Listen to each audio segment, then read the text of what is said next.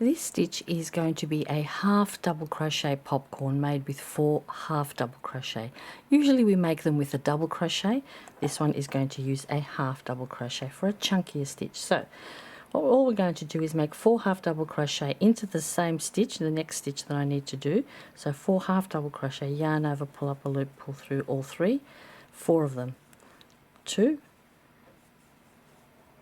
3 and one more, 4.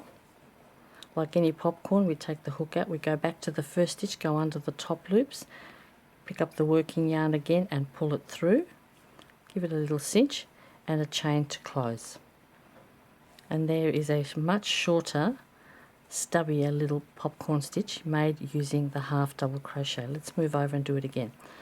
Half double crochet, 4 of them, into the same spot, 4 half double crochet. Let me just make the first one, 1, 2, 3 and 4, pull the hook out, get under the top loops of the first one. And this is a good thing to show you actually, if you've got chains in between your popcorns, that very first one is going to be a little bit tight because of the chain, so just be patient and get in under there like that. So make sure that you've got the third loop underneath, otherwise you're going to end up in the gap. So just be mindful of that. Pull the working yarn through and make your chain 1 to close like that.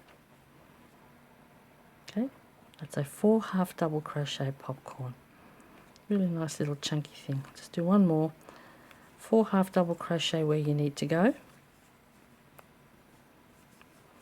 3 and 4. Go back and find the first one. Might be a bit difficult to get into under those top loops, but persevere.